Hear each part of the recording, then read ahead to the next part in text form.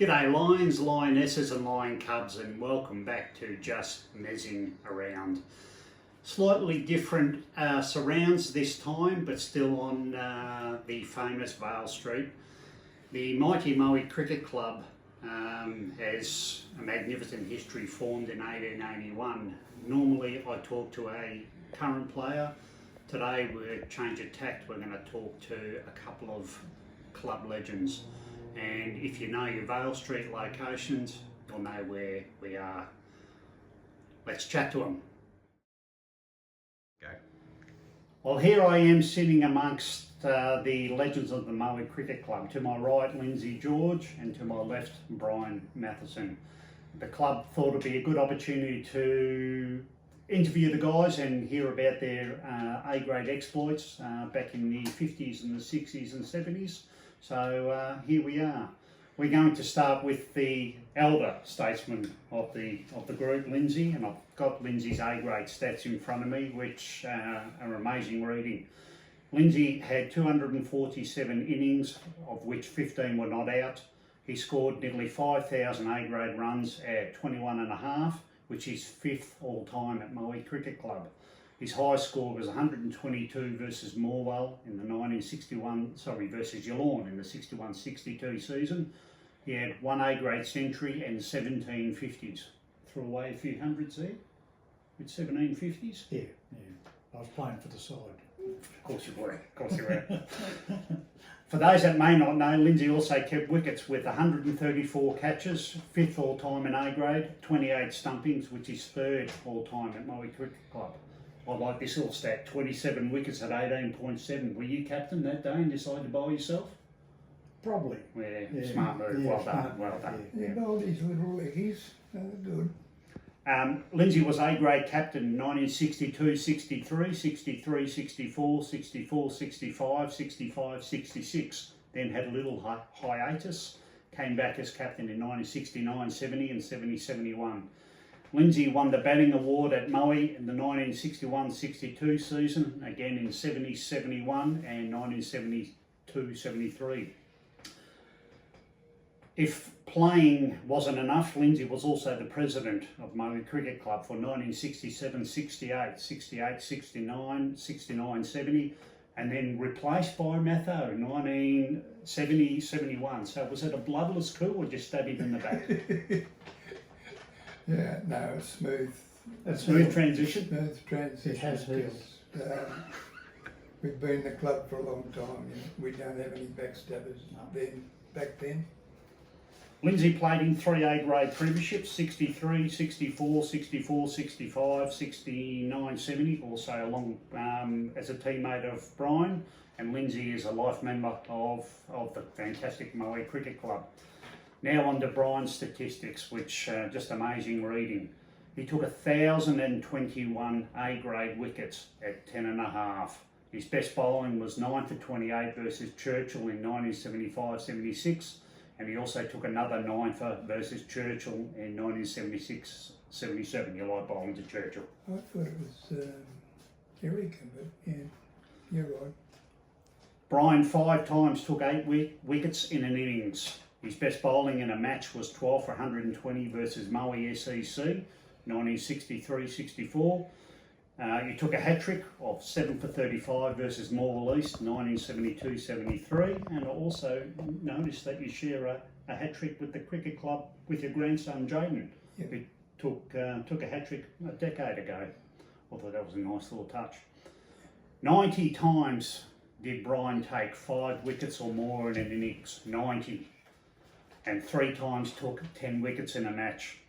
Brian's won the bowling award at the cricket club in 62, 63, 65, 66, 66, 67, 72, 73, 73, 74, 76, 77, 1978, 79, a total of 8 times.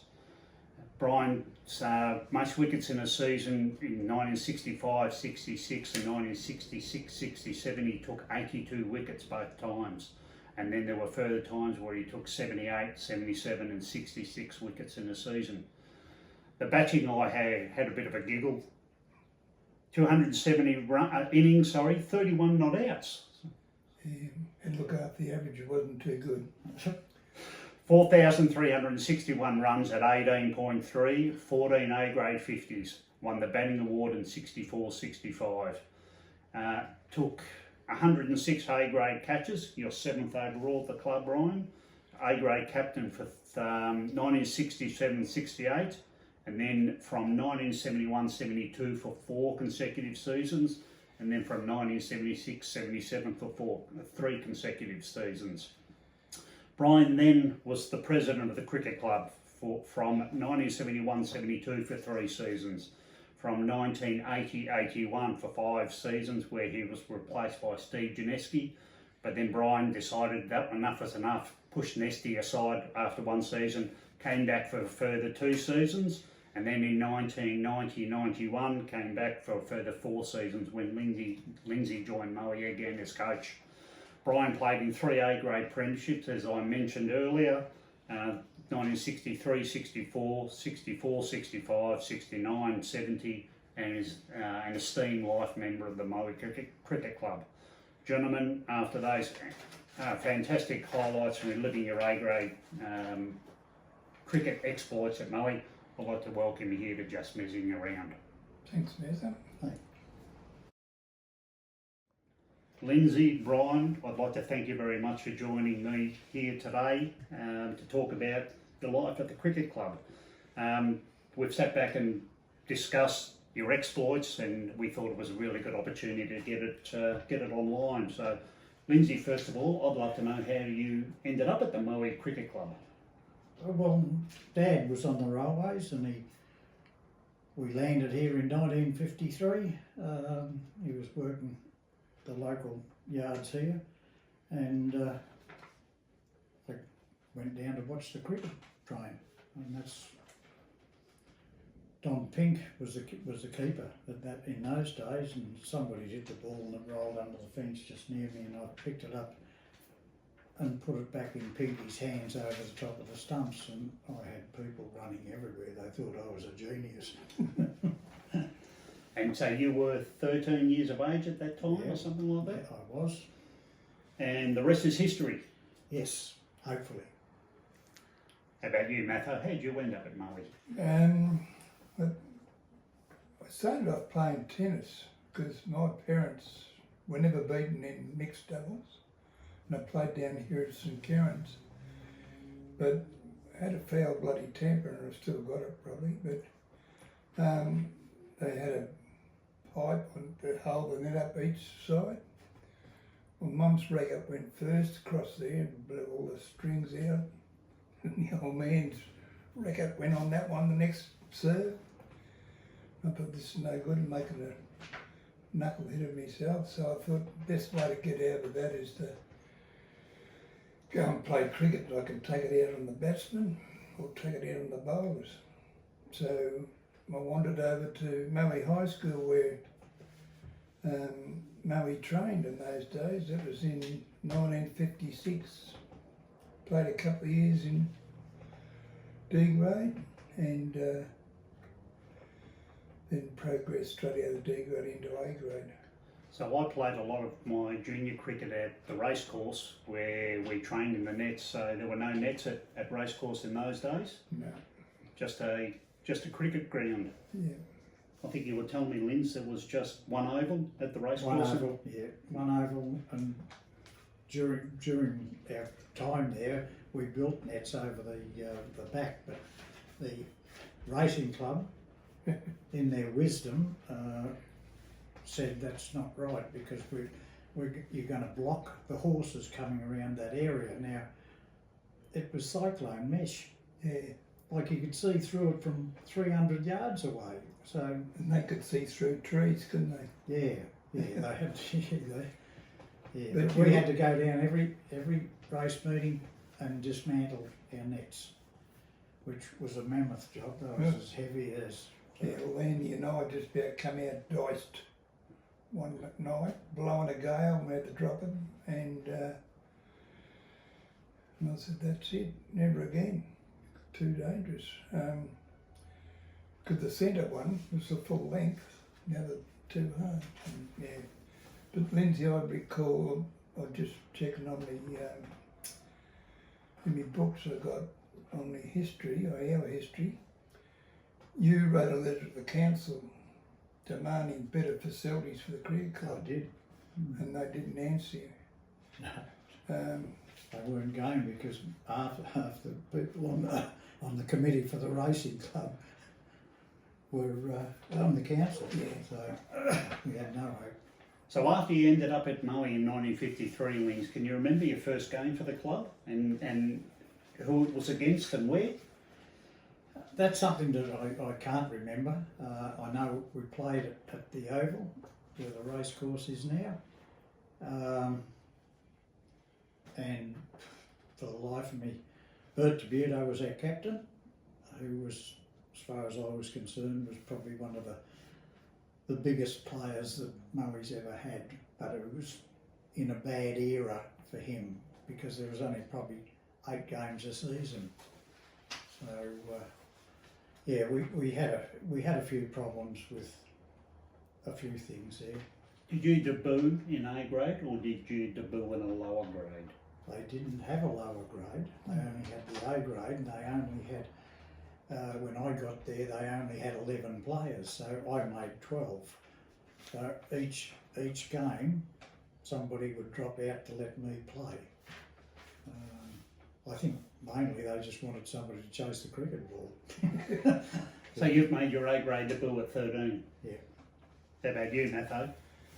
I must have been 17 because I played 2 years in under 16s. So 17, made my debut. It was against Maul on the Maul ground, main ground, a footy ground. Against Maul, Leo Duffy was my captain. And at the time, we had a bloke open the bowling was Brian Gale, and he thought he was better than what he was. And Leo said, if you bowl one short one, you're coming off, and young Matho's coming on. Well, Gale dropped the second ball short, went straight to the fence. Heard this story before. And Gale comes in to bowl, he takes your cap off to give the umpire to bowl his next over, and Leo said, what did I tell you before the game?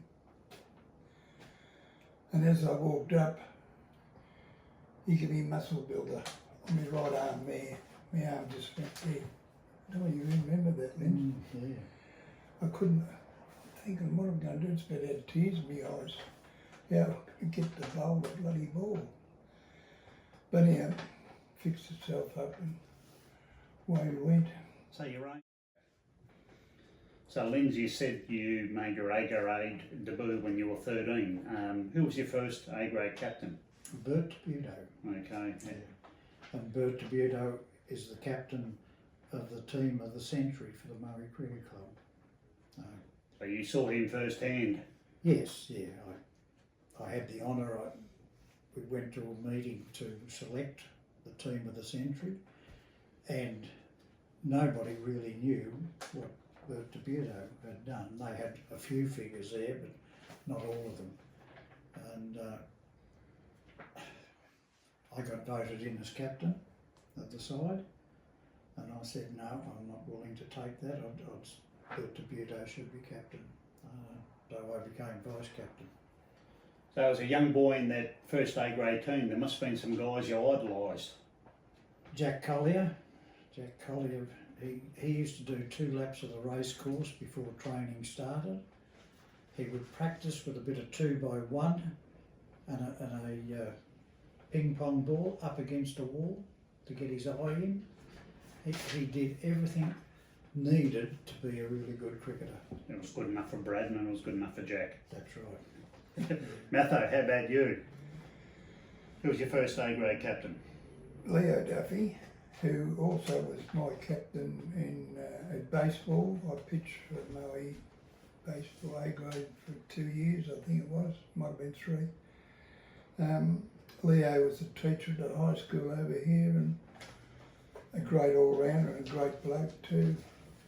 Lindsay, you played with him a few years before he shifted from Moe. But my first, I think I got, I don't know how many, so I got in D grade last game, but I came into A grade and my best ball I bowled in D grade, which would get a wicket, was going for 4 in A grade, and I thought, bloody hell. Anyhow, stuck with it. But come to the grand semi-final, and they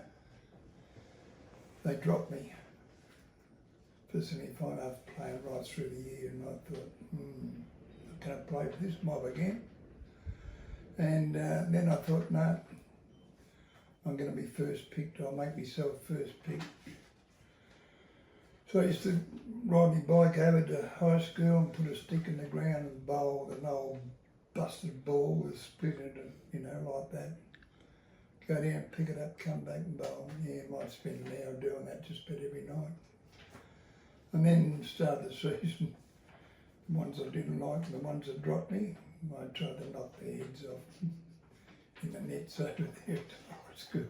I was a bit of a mongrel, probably why Harry called me the Moe mongrel.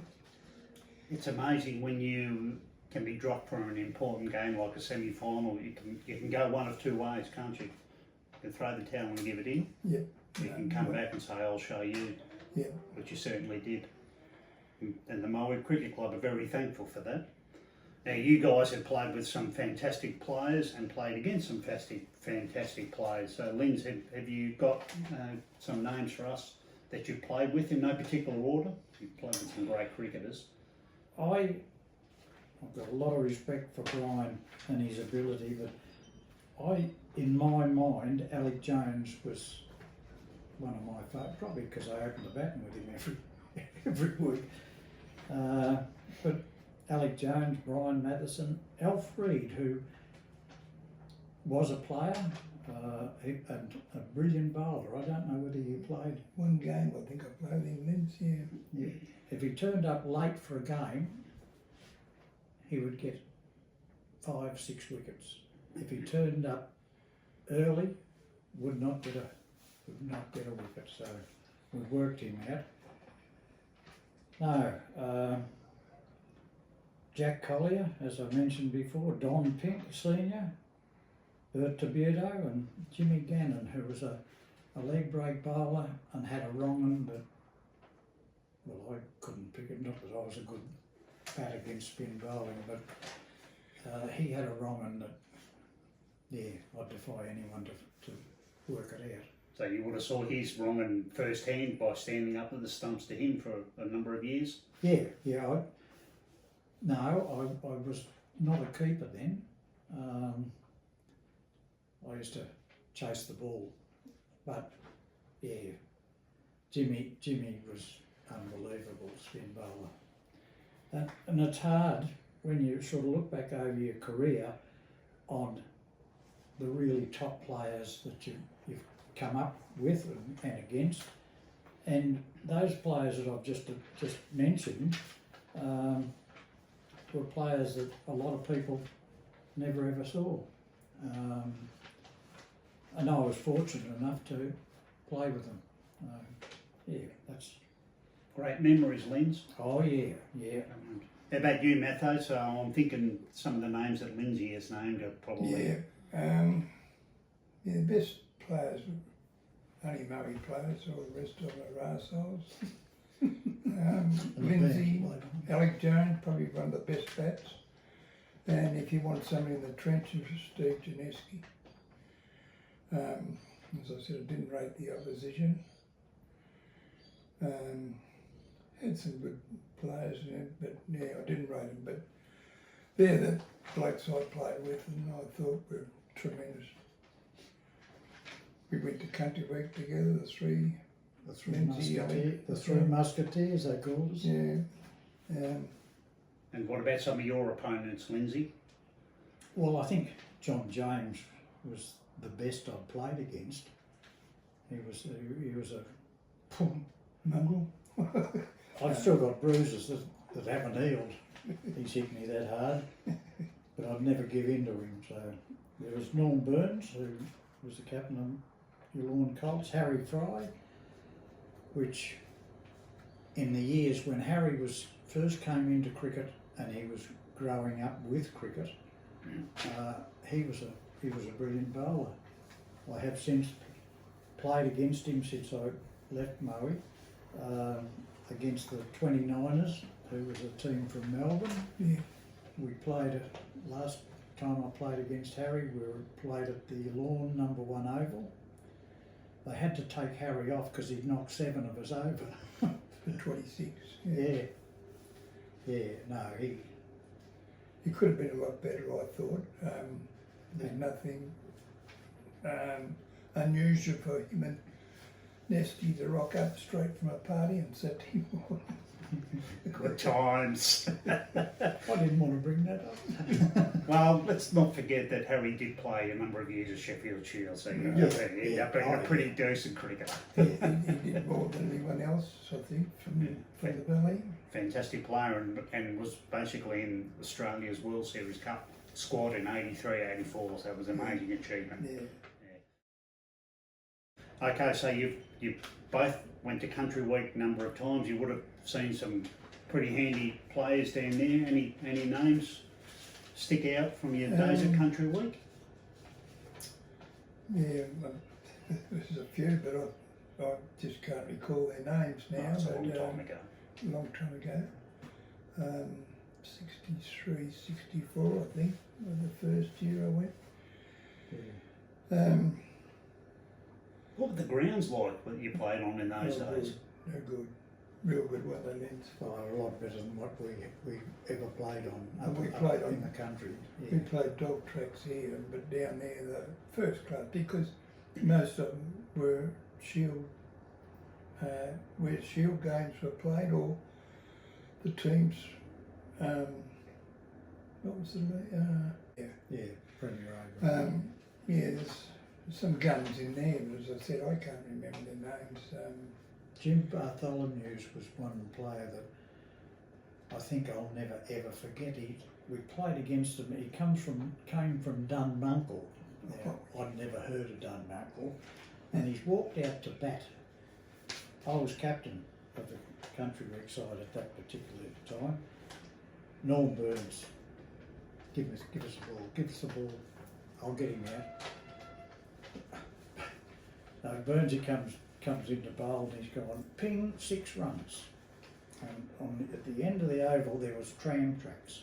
And I was across there about 3 times to get it.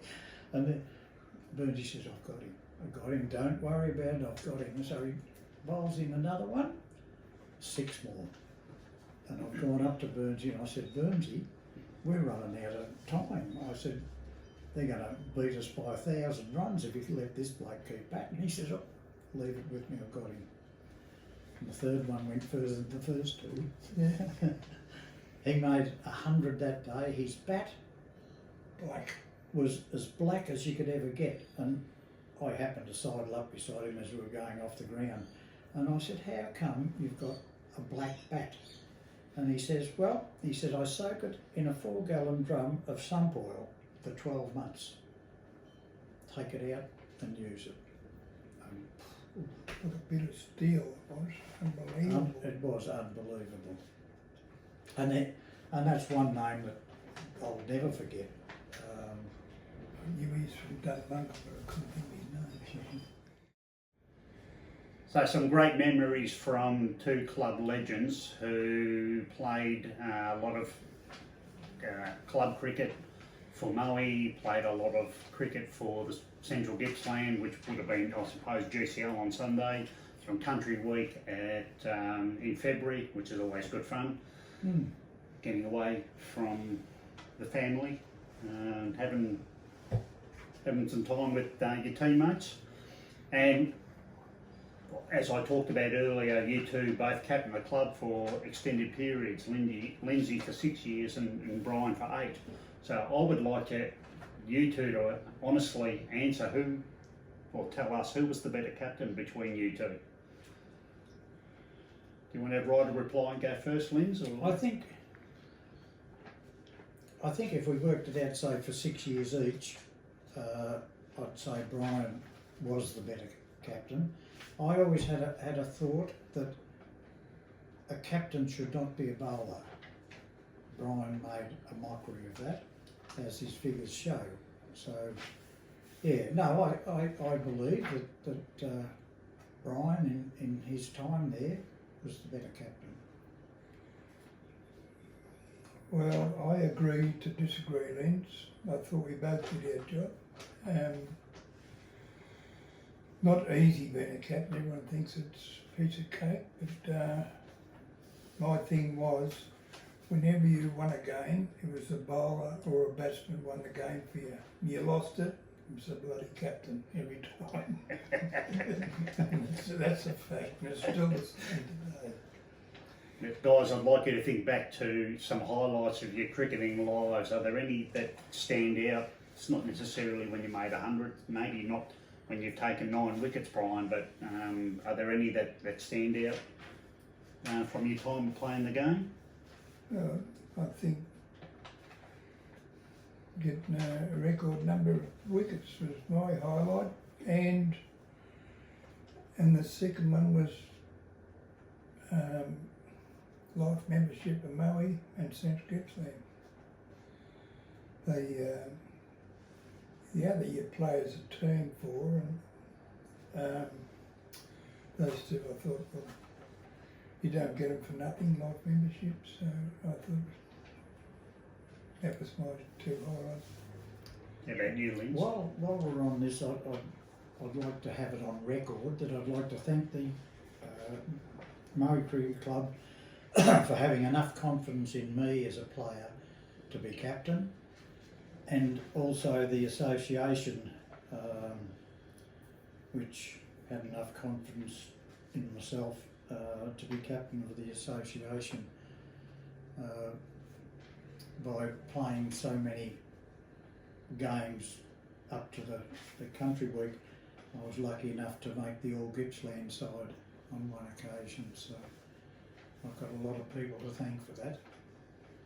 Yeah, it's funny, when it happens at the time, you don't think too much about it, No, do you? no. It's once you get a bit old and a bit out of the game, you think, yeah, bloody hell, that were special times. Yeah, so yeah, it was a special time. Yeah, both of you have medals named after you in lower grades. Lindsay, can you tell me what grade your medal is in? Player of the final or best and fairest? I don't think I've got one at Maui, have I? No, sorry, No. for the Oh, association. for the association, yeah, mine was for the most promising junior award, which I spent a fair amount of time with the juniors. Each year I played, I used to donate the bat I used for that year to the most promising junior in our club to try and keep their enthusiasm going and to keep them playing cricket. That backfired a little bit because out of the first 4 bats that I donated to the most promising junior, they never came back. They pawned their bats. They pawned it. I think they pawned the damn things, and they were top bats. Brian, with your achievements at the club, you've got the senior club champion and the junior club champion trophies named in your honour, and I think that's been the case since probably the 80s, maybe even earlier. Mm-hmm. And so you would have seen some amazing cricketers come through and win the senior award and the junior award. Were there any players that stand out to you over that time that you just marvel at their efforts and you're proud of what they've achieved at Maui? Yeah, well, number one's got to be Andrew Phillip, the senior trophy.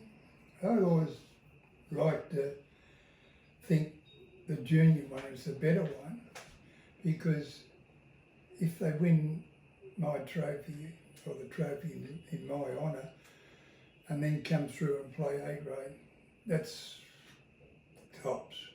But we had a little stretch there for a while. I think it was probably 4 or 5 years. The boys that won it in the juniors won my trophy.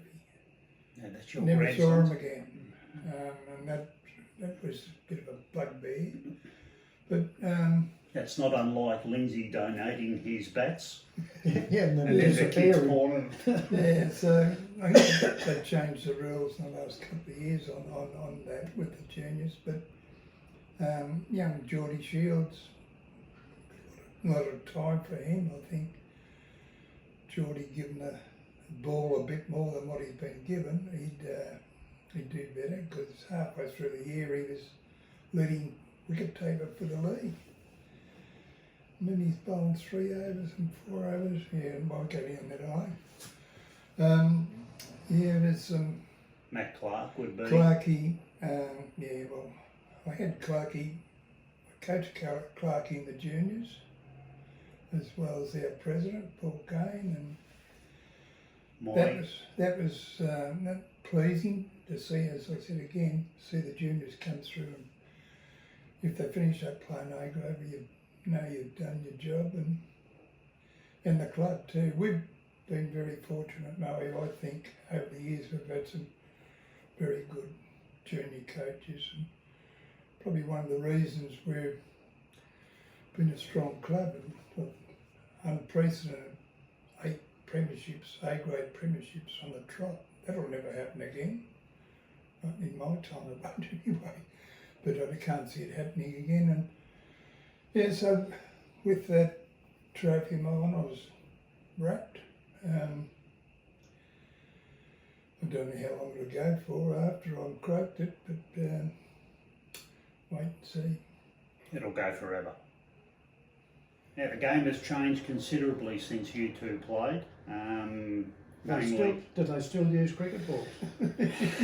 Well, we will get to that because you guys played a lot of cricket where you only use one ball in a game, one new ball for a whole game, and players nowadays couldn't fathom that could be a possibility. And then we used to use the same ball at training for the next 3 weeks.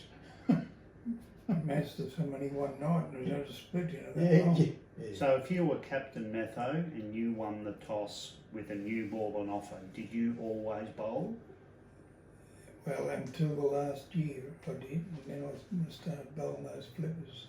No one could play, and that's when the rule was changed because of that. But yeah, I was fortunate I was open to bowling there, and when I got the chance to use the old ball in the last year, or last 2 years, yeah, that's what I bowled the old ball. Because whatever the side made, I knew we'd get them out for less. The opposition made, I'd get them out for less. And when you were Captain Linz with one ball on offer, what were you doing, knowing you had him? What you had to do was size up the opposition. Now, if the opposition had 2 quicks and 3 spinners, you had to weigh up which way to go as far as the new ball was concerned. So, mainly, I used to say runs on the board are the best thing. So, we used to bat because I used to like the new ball coming onto my bat. Yep. Whether it was the right thing to do or the wrong thing. Well, it's always a bit of a risk, but you back yourself and That's have right. it. Yeah. didn't you? We Yeah. backed each other. As again, it comes back to captain. If you lose, it's your fault. Yeah. Now you talked about donating bats, so where did you guys source your gear? But nowadays you can buy your gear online, you can go to a multitude of sporting shops and buy gear. It's readily available. Where were you getting your gear from in those days? A fella from your lawn. What was his name? John James's stepdad. Yeah. So he was shipping it into the area? No, Or he had a had a shop? sports store. Yeah, okay. Sports store Alright. at Geelong. Yeah. The club used to buy all their gear there, which made it so much beneficial for each of the players. If they went in, they'd get a discount because the club was dealing there. In later years, Brian Gregory at Newborough, he used to donate to the club. Yeah, well, with our gear, Linz, as you know, we had a kit bag There's 4 bats, 4 pair of pads, 3 stuffed pair of batting Batting gloves, gloves, yeah. With your fingers hanging keeper's out. gloves, and a set of stumps. That was supplied by the club. Now, if you wanted something extra, well, for my 21st, I'll always remember Lindsay brought me a bat, took me down to Lindsay Hassett's sports store in Melbourne, and he took us out the back, and there must have been 1,000 bloody bats. I couldn't believe it. Now, that was a 6-hitter I got off Lindsay. Way back then, but yeah, the gear today, that you rock up and the boot goes up and the great big kit bag comes out, and they're all, everyone, even the juniors have got Juniors have got full kit, unbelievable, and it cost a fortune today, and it probably in value back then was cost a fortune too. So your bat you got from Lindsay Hassett Sports Store, how long did it last? Only a couple of years, I think. Again, temper, I was a bad bastard. They come up the ground if I didn't score well. And one of the walls in the change room used to get whacked. It doesn't happen today because I'd get to the edge of the ground and I'd aim the bat at the door of the field. Away to go. You did have a temper, didn't you? Oh, yeah. So we talked about you two playing in 3 premierships each during your time in Moe A grade, but there was a grand final in 1960 which leaves a bit of a sour taste, I know, in your mouth, Lindsay, maybe a little, not so much in yours, Brian. I'd love you to tell the viewers about what happened in, I think it was 1965-66. Lindsay, if you'd like to start off and recount. We finished top of the ladder. We finished top of the ladder that year. The rules that were drawn up by the association stated that if we got washed out in the finals, the team that was highest on the ladder was the premiers. And we are playing 1 day or 2 day cricket. 1 day. 1 day cricket. 1 day final, because the presentation night was on exactly the same night. Now, that night, Albie Cardwell, who was president of the association, he called a meeting. Norm Burns went into the meeting. I wasn't allowed, probably because I'd told Albie a few home truths, and I wasn't allowed in. So let's go back and recount what happened. So Moe had batted first? Or we chose? No, Yallourn Colts had batted first. Okay, and they got a score that we could, well, you were confident in chasing? Oh, yeah. Alex and I were out batting for probably 10 overs, and we'd nearly halved the bloody total. It was never in doubt we were going to win. Yeah. And then the rain came? And then the rain came. And you were off for how long? I went all the rest of the day. I went up to Norm Burns then and shook his hand. I said, "Bad luck, Burnsy." He said, "What are you talking about?" And I said, "Well, the rules state that the side highest on the ladder would be the winners." So he said, "I'll soon see to that." And that's what happened. I believe Albie Cardwell was on the board of Victorian Country League. Burnsy, who had played district cricket, and they phoned the VCA, and the VCA said, "No, the grand final's got to be played to a decision." The upshot of all this was I was suspended for life for ever playing cricket anywhere in Australia, and the club was too. Who was our president then, Brian? Alan Smith. Alan Smith, yeah. Alan Smith backed us Keith Ivey. with what we'd done, and we just had to. We had 3 players, I think it was 3 or 4 players, that had to play football the next Saturday. It's Doc Elwood's sons were going back two of them going back to England, wasn't Oh, that's right, yeah. And we would have been short of players. it? Yeah. But that was, And you can't replace them, not in the side once you put your team sheet in. But it was an unfortunate situation that the Maori Club really didn't have a say in. But as long as I live, I will never ever forgive the association for what they did. Never ever. So it still irks you then, no doubt, Lindsay, because that was going to be one of my questions, but you've answered it. Yeah, it irks me that far in my body that, It is 59 years ago. I just can't get over it.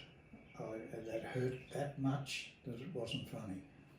How about you, Brian? We spoke about it earlier. yeah, but the whole club and all the supporters were all behind us, and they set the rules, and we reckon we followed the rules. To the letter. You touched on something before where you were playing at your lawn, and the ladies' committee were up on the hill, and they had a good view of the game, and they could also hear everything said. And Yes, and They could hear Brian change his mind. it used to, the voices echoed from down on the ground up onto the hill, across the drain up on the hill. Yeah, echoed, and brought me undone in a couple of games, and that was how it was. And back in those days, everyone loved playing Maori because we had about 16 or 18 ladies committee. Took in turns of providing afternoon teas. The best afternoon tea in the valley. Yeah, bar none. But we go to the opposition, be lucky to get a cup of tea or a cold drink or something. But yeah, but we always try to do the right thing. We were the trendsetters for afternoon teas, weren't we? Yeah. The only other club that I can remember is Willow Grove. The ladies out there used to make sponges about that high. And you can't come off for the interval, and you get into these sponges, and you just want to call the game off then and there, Yeah, so you could just yeah. sit there and pick out. you can win. Didn't want to bowl. No. Fellas, I want to thank you for your time and chatting, but on a serious note, I know you're both smokers through your life, and I want to know who was the worst botter of smokes of the other. Surely one of you was a pincher who never bought. I cannot remember Brian asking me for a smoke. And vice versa, because in those days, if you Leave it. if you got a cigarette off someone, you were known as the OP, other person's cigarettes. Something you didn't do, and I wish I'd never had one. Why I am now, but win it and wear it, as they say, and I've been listening to this. If they smoke, they give it away. It's no bloody good for you. No, so no, we didn't borrow or bot or didn't want to be OP.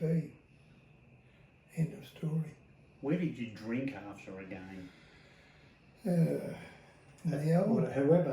Whatever club we played against, we used to go and have a drink with them, didn't we? Yeah, one or two beers. Yeah. It's like today, you can't have any more, you get picked up. Yeah, we go in there and you'd be slagging one another out in the ground and come off the ground. I probably wasn't the most popular bloke around, but didn't worry me, I had thick skin. And at home, we used to sit out there in the freezing bloody cold at night, drinking, couldn't even see one another, drinking cans at the old booth. It used to be just inside the gate on the right hand side there. We didn't have rooms in those days. We had nothing. We more your lawn always had a turf wicket. We'd play one, maybe 2 or 3 games on the whole year on turf. and then had to play the finals on turf. But probably why we didn't win a lot more, because you guys play on turf now and you know it's totally different ball game, turf to all our days was malthoid, all that green top, that carpet, but mostly malthoid. That's a surface you don't hear about anymore. Fellas, on behalf of the Maui Cricket Club, I want to thank you for your service to the club over the last 60 plus years, quite closer to, well, 70 for you. And I want to thank you for your time tonight, reliving your memories, so it stays in the annals of the club history.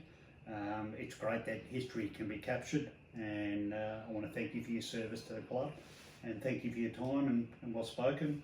Lindsay, thank you very much.